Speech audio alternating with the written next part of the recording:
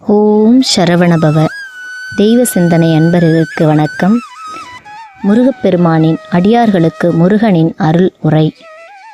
முருகா, ஏன் இவ்வளவு கஷ்டத்தை தருகிறாய் என்று கண்ணீர் சிந்தாதே. காரணமில்லாமல் எதையும் உனக்கு நான் தரமாட்டேன். சோதனைகளை தந்தாலும் சோர்ந்து போக விடமாட்டேன். யாமிருக்க பயம் ஏன்? காத்திரு, காலம் வரும் வரை கலங்காதிரு, கண்டிப்பாக கருணை புரிவேன். இந்த வாழ்வில் நீ தாங்கும் ஒவ்வொரு வழி வேதனைக்கும் ஒரு காரணம் உண்டு. கலங்காதே, கந்தன் நான் உனக்கு துணையாய் இருக்கிறேன். உன் வழிகளை ஒளிகளாக்கி உன்னை சிலையாக செதுக்கிக் கொண்டிருக்கிறேன். காலம் வரும்போது அதை நீ உணர்வாய். காத்திரு என் பிள்ளையே. இன்னும் எத்தனை கஷ்டங்களை எனக்கு தரப்போகிறாய் கந்தா என நீ கேட்பது எனக்கு புரிகிறது. வேண்டுமென்றே நான் உன்னை அழ வைக்கவில்லை. எதுவும் கஷ்டப்படாமல் உனக்கு கிடைத்தால் அதன் மதிப்பு உனக்கு தெரியாது. வழிகளை தாங்கி வாழ்வில் வளர உன்னை தினமும் எழ வைக்கிறேன். வருந்தாதே, கந்தன் நான் உனக்கு துணையாய் இருக்க கலங்குவது ஏன்? உன் துக்கங்களை தூக்கி எறி. உன் சோகங்களை சொந்தங்களிடம் சொல்லாதே.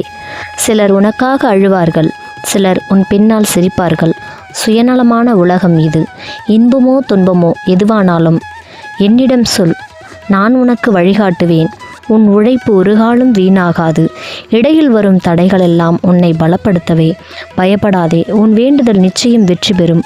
நான் உனக்கு துணையாய் இருப்பேன். இது ஒரு சோதனையான காலம். சோர்ந்து விடாதே என் பிள்ளையே. உன்னில் நான் இருக்கிறேன், கலங்கிடாதே.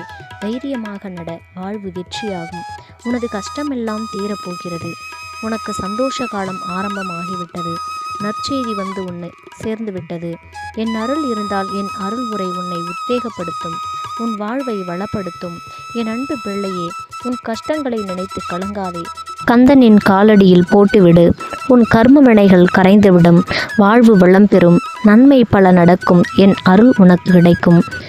உன் வாழ்வில் வெற்றி பெறுவாய். ஓம் சரவணபவ. ஓம் சரவணபவ.